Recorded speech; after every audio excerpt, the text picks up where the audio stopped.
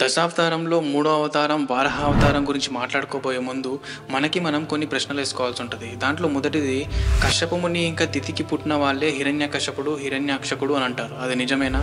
ఒక్కొక్క యుగంలో అంటే మనకున్న 4 యుగాల్లో సత్యయుగం, త్రేతాయుగం, ద్వాపర యుగంలో వివిధ రూపాల్లో సత్యయుగంలో హిరణ్యాక్షకుడు హిరణ్యకశ్యపుడిగా, ఇంకా త్రేతాయుగంలో రావణాసుడు కుంభకర్ణుడిగా, ద్వాపర యుగంలో శశిపాలకుడు దంతవక్రకుడిగా, వీళ్ళందరూ ఒకరే కానీ వివిధ జన్మల్లో వివిధ యుగంలో ఒక్కొక్కలాగా పుట్టారు. వీళ్ళే జయ విజయులు అని అంటారు. అది నిజమేనా? వీటి గురించి ఆన్సర్స్ తెలుసుకోవాలంటే ఈ వీడియోని స్కిప్ చేయకుండా మొత్తం చూడండి. Stay tuned.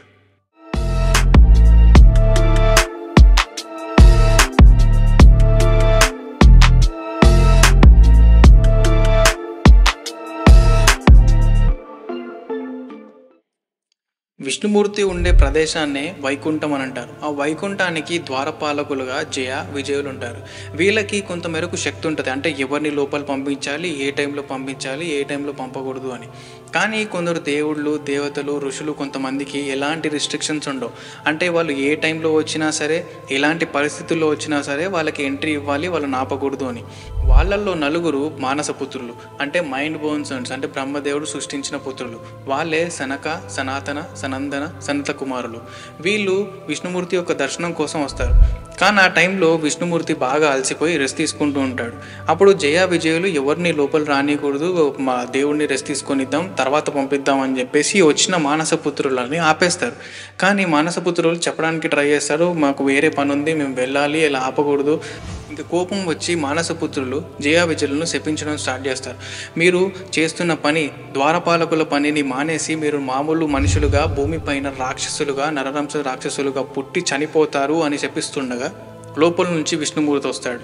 ఇదంతా వింటాడు విష్ణుమూర్తి. వాళ్ళు నా మీద భక్తితో, ప్రేమతో అలా ఆపారు, మీరు ఏమీ అనుకోకండి, మీరు ఇచ్చిన శాపాన్ని వెనక్కి తీసుకోండి అని అడుగుతాడు. కానీ మానసపుత్రులు మాత్రం ఒక్కసారి ఇచ్చిన శాపాన్ని వెనక్కి తీసుకోవడం కుదరదు. అక్కడి నుంచి కోపంతో వెళ్ళిపోతారు. అప్పుడు విష్ణుమూర్తి జయ విజయులకు 2 ఆప్షన్స్ ఇస్తాడు. ఒకటి, మీరు 7 జన్మలు నాకు భక్తునిగా నన్ను వర్షిప్ చేసుకుంటూ 7 జన్మలు ఎత్తి మళ్ళీ తర్వాత నా దగ్గరికి రావచ్చు, వైకుంఠంలో మళ్ళీ ద్వారపాలకులుగా పనిచేయవచ్చు అని అంటాడు. 2, 3 జన్మలు రాక్షసుడిగా పుట్టి మళ్ళీ చనిపోయి మళ్ళీ ద్వారపాలకులుగా రావచ్చు అని అంటారు. మీరే చూస్ చేసుకోండి, చూస్ చేసుకుంటారు అని అన్నప్పుడు ద్వారపాలకులు అంటే జయ విజయులు, 7 జన్మలు మీకు దూరంగా ఉండడం మా వల్ల కాదు, మేము 3 జన్మలు రాక్షసులుగానే ఎత్తి మళ్ళీ మీ దగ్గరికి త్వరగా రావచ్చు అన్న ఉద్దేశంతో మేము రాక్షసులుగానే 3 జన్మలు ఎత్తుతామని ఒప్పుకుంటారు. ఇప్పుడు జయ విజయులు ఇద్దరు రాక్షసులుగా పుట్టాలంటే భూలోకంలో ఏదో ఒక విచిత్రమైన సంఘటన వీళ్ళు పుట్టేలాగా జరగాలి. అదే కశ్యప మునికి ఇంకా దితికి మధ్యలో జరుగుతుంది. ఇంతకుముందు ఎపిసోడ్లో మాట్లాడుకున్నట్టు కశ్యప మునికి ఉన్న భార్యలలో 3 అదితి, దితి, ధను. అదితికి పుట్టిన వాళ్ళే దేవతలు, దితి ధనుకి పుట్టిన వాళ్ళే అసురులు. దేవతలకి అసురులకు జరిగిన యుద్ధంలో దేవతలు అమృతం తాగేసి అసురులు మొత్తాన్ని చంపేస్తారు. కానీ దానివల్ల దితికి చాలా బాధ అయ్యి దేవతలు అందరూ కలిసి అసురులను చంపేస్తున్నారు స్వామి అని చెప్పి కశ్యప మునికి చెప్పుకుంటుంది.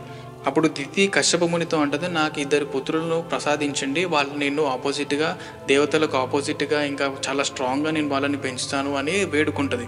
ఇంకా వద్దని లేక కశ్యప ముని దితికి వరం ఇస్తాడు. వాళ్ళకి పుట్టిన వాళ్ళే హిరణ్యాక్షకుడు హిరణ్యకశపుడు. కశ్యప మునికి దితికి పుట్టిన హిరణ్యాక్షకుడు హిరణ్యకశపుడిగా పుట్టింది జయ విజయులే. త్రేతాయుగంలో రావణాసురుడిగా, కుంభకర్ణుడిగా పుట్టింది జయ విజయులే. ద్వాపర యుగంలో శశిపాలకుడిగా ఇంకా దంతవక్రకుడిగా పుట్టింది జయ విజయులే. కశ్యపముని భార్య అయిన దితి వీళ్ళను రాక్షసులుగా మార్చింది అనడం కన్నా దేవతలపై ఉన్న కోపాన్ని వాళ్ళకి ఆపోజిట్గా చేయడం, అంటే వాళ్ళకి యజ్ఞాలు యాగాలు జరపకుండా ఆపడం, ఇంకా వాళ్ళు ఏది చేసినా దానికి ఆపోజిట్గా చేపియడం, ఇలా చిన్నప్పటి నుంచి వాళ్ళపై ద్వేషాన్ని పెంచి వాళ్ళని రాక్షసుడుగా మార్చింది అని అంటే ఒక మీనింగ్ ఉంటుంది. హిరణ్యాక్షకుడు హిరణ్యకశపుడు చేయని దుర్మార్గపు పని అంటూ ఏదీ లేదు. చిన్న పెద్ద, తల్లి తండ్రి, అమ్మ అయ్య అంటూ ఏది తేడా లేకుండా ప్రతి ఒక్కరిని హింసించడం, చంపేయడం, ఇలా చేయని దుర్మార్గపు పని అంటూ ఏదీ లేదు. ఎప్పుడు దొరికితే అప్పుడు భూలోకంలో, పాతాళ లోకంలో, స్వర్గంలో దేవతలో యుద్ధానికి ఎప్పుడు వెళ్దామా అని రెడీగా ఉంటారు. ఇంకా భూమిపై జరిగే యజ్ఞాలు యాగాలు ఋషులు ఎవరైతే జరుపుతారో వాటన్నిటిని భంగం కలిగించడం, ఇంకా వాళ్ళని చంపేయడం, వాళ్ళని శిక్షించడం, మేమే దేవుళ్ళని మమ్మల్నే పూజించాలి అని బెదిరించడం, ఇలా చేయని దుర్మార్గపు పని అంటూ ఏదీ లేదు. అలా ఒకరోజు హిరణ్యాక్షకుడు హిరణ్యకశపుడు వాళ్ళిద్దరూ మాట్లాడుతుండగా హిరణ్యాక్షకుడు అంటాడు, మనకి దేవుళ్ళతో ఇంకా దేవుళ్ళకి సపోర్ట్ చేసిన విష్ణుమూర్తితో ఏదో ఒక రోజు మనకు అపాయం తప్పదు, వాళ్ళకన్నా మనము బలంగా తయారు కావాలి అని చెప్పి మాట్లాడుకుంటారు. అప్పుడు హిరణ్యాక్షకుడు బ్రహ్మదేవుడిని మెప్పించడానికి ధ్యానంలోకి జారుకుంటాడు. హిరణ్యాక్షకుడి ధ్యానాన్ని భంగం కలిగించడానికి ప్రతి ఒక్క దేవుడు ట్రై చేస్తాడు, కానీ ఏది కూడా ఫలించదు. ఎన్ని దేవుళ్ళు ఎన్ని విధాలుగా ట్రై చేసినా సరే ఆయన ధ్యానంలో నుంచి ఉలకడు పలకడు. బ్రహ్మదేవుడు హిరణ్యాక్షకుడు చేసిన ధ్యానాన్ని మెచ్చుకొని మీకు ఏ వరం కావాలో కోరుకో అని చెప్పేసి తన ముందుకు వచ్చి అడుగుతాడు. అప్పుడు హిరణ్యాక్షకుడు అంటాడు, నాకు చావంటూ ఉండకూడదు, అలాంటి వరాన్ని నాకు ప్రసాదించండి అని అడుగుతాడు. అప్పుడు బ్రహ్మదేవుడు అంటాడు, పుట్టిన వాళ్ళకి మరణించక తప్పదు, మరణించిన వాళ్ళకి పుట్టక తప్పదు. నేనే మహాకల్ప తర్వాత శివార్పణమై మళ్ళీ పుడతాను. నేను మీకు ఆ వరం ఇచ్చేంత శక్తి నా దగ్గర లేదు, ఇంకేమైనా కోరిక కోరుకో అని అంటాడు. అప్పుడు హిరణ్యాక్షకుడు అంటాడు, దేవుళ్లతో కానీ అసురులతో కానీ జంతువులతో కానీ ఎటువంటి వాటితో నాకు మరణం సంభవించొద్దు అని అడుగుతాడు. ఇది బ్రహ్మదేవుడి లిమిటేషన్స్లోనే వస్తుంది, అందుకే తదాస్తు అని అంటాడు. మామూలుగానే హిరణ్యాక్షకుడు రాక్షసుడిగా క్రూరంగా అతి క్రూరంగా బిహేవ్ చేసేవాడు. ఈ వరం వచ్చిన తర్వాత తనకి అదుపు లేకుండా ఎటు పడితే అటు భూలోకంలో పాతాళ లోకంలో స్వర్గంలో ఏ దేవుణ్ణి కూడా వదిలిపెట్టకుండా ప్రతి ఒక్కరిని తరిమి కొట్టేవాడు. అలా ఒకరోజు వరుణ దేవుడిని అంటే నీటి దేవుడిని ఛాలెంజ్ చేశాడు, నువ్వు నాతో గొడవ పడడానికి రెడీ ఉన్నావా అని. వరుణదేవుడికి హిరణ్యాక్షకుడికి ఉన్న వరం గురించి తెలుసు, అందుకే ఏమీ అనకుండా నేను నిన్ను తలదన్నే అంత పెద్దవాడిని కాదు, నాకు అంత శక్తి లేదు, నన్ను వదిలేయండి అని వేడుకుంటాడు. అయినా సరే హిరణ్యాక్షకుడు తన గదను తీసుకొని గట్టిగా వాటర్ పైన అంటే నీటిపైన కొట్టడంతో ఆ అలలు ఎంత పెద్దగా వస్తాయంటే భూమిని కూడా దిగమింగే అంత పెద్దగా వస్తాయి. అలా వాటర్లోకి వెళ్ళిన భూమిని ఈ హిరణ్యకశపుడు మొత్తాన్ని భూమి లోతులో తీసుకెళ్ళి దాన్ని మొత్తం కింద పెట్టేస్తాడు.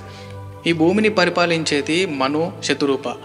ఈ మను శతురూప ఇద్దరు బ్రహ్మదేవుడి దగ్గరికి వెళ్ళి, ఇలా హిరణ్యకశపుడు మా భూమిని మేము పరిపాలించే భూమిని మొత్తాన్ని నీటిలో ముంచేశాడు, మాకు ఉండే ప్రదేశం ఏమీ లేదు దేవా, మమ్మల్ని కాపాడండి, మాకు ఒక దారి చూపించండి అని అంటారు. అప్పుడు బ్రహ్మదేవుడు తన్నే వరం ఇచ్చాడు కాబట్టి తను ఏమి చేయలేక విష్ణుమూర్తిని వేడుకుంటాడు. తను కళ్ళు మూసుకొని విష్ణుమూర్తిని వేడుకుంటాడు. సడన్గా తన ముక్కులో నుంచి ఒక చిన్నటి పంది ఆకారంలో ఉన్న ఒక చిన్నటి ప్రాణం బయటకు వస్తుంది. అది చూస్తూ ఉండగానే చాలా పెద్దగా మారిపోతుంది. ఇది జరుగుతుండగా కింద వరుణదేవుడు హిరణ్యకశపునితో రెచ్చగొట్టడానికి ట్రై చేస్తుంటాడు. నిన్ను యుద్ధంలో గెలవలేను, కానీ నిన్ను తలదన్నే వాళ్ళు ఒకరున్నారు, వాళ్ళే విష్ణుమూర్తి. నువ్వు అంతలా ఉంటే విష్ణుమూర్తితో వెళ్ళి గొడవపడు, నిన్ను నామరూపాలు లేకుండా చేస్తాడు అని అంటాడు. అప్పుడు అవునా, ఎక్కడున్నాడు విష్ణుమూర్తి చెప్పండి అని చెప్పేసి అడిగినప్పుడు సడన్గా ఈ పంది రూపంలో అంటే వారాహ రూపంలో ఉన్న విష్ణుమూర్తి వాటర్ లోపలికి నీటి లోపలికి వెళ్ళి నీటి లోపల ఉన్న భూమిని ఏదైతే ఉందో దాన్ని తన ముక్కుపై పెట్టుకొని మూతిపై పెట్టుకొని దాన్ని బయటికి తీసుకొచ్చి ఆ ఎర్త్ని భూదేవిని ఎక్కడైతే యాక్సెస్లో నార్మల్గా ఉంటుందో అదే యాక్సెస్లో తీసుకొచ్చి పెట్టేస్తుంటాడు. ఇది పెడుతున్నప్పుడు పక్క నుంచి హిరణ్యాక్షకుడు, నేను గెలిచిన భూమిని నువ్వెందుకు తీసుకెళ్ళి మళ్ళీ పెడుతున్నావు, నాది నాకు ఇచ్చేసే అని కోపంతో ఎంత అరుస్తున్నా సరే వారాహ రూపంలో ఉన్న విష్ణుమూర్తి ఒక మాట ఉలకడు పలకడు. అలా భూమిని యథాస్థానంలో పెట్టేస్తాడు. ఇప్పుడు బ్రహ్మదేవుడు ఇచ్చిన వరం ప్రకారం ఏ దేవుడితో కానీ మనిషితో కానీ జంతువుతో కానీ తనకు మరణం ఉండదు కాబట్టి తను వారాహ అవతారం తీసుకుంటాడు. అందుకే విష్ణుమూర్తి వారాహ రూపంలో అంటే సగం పంది ఇంకా సగం మనిషి రూపంలో వచ్చి హిరణ్యకశపుడిని చంపేస్తాడు. అప్పటి నుంచి హిరణ్యకశపుడు పట్టిన రాక్షసుడిని కానీ వీళ్ళందరూ మిగతా లోకాల్లో చేసిన దుర్మార్గపు పనులు కానీ వీరన్నిటి నుంచి బయటపడి నార్మల్గా జీవించడం స్టార్ట్ చేస్తారు. అలా హిరణ్యకశపుడిని చంపడానికి విష్ణుమూర్తి వారాహ అవతారం ఎత్తుతాడు.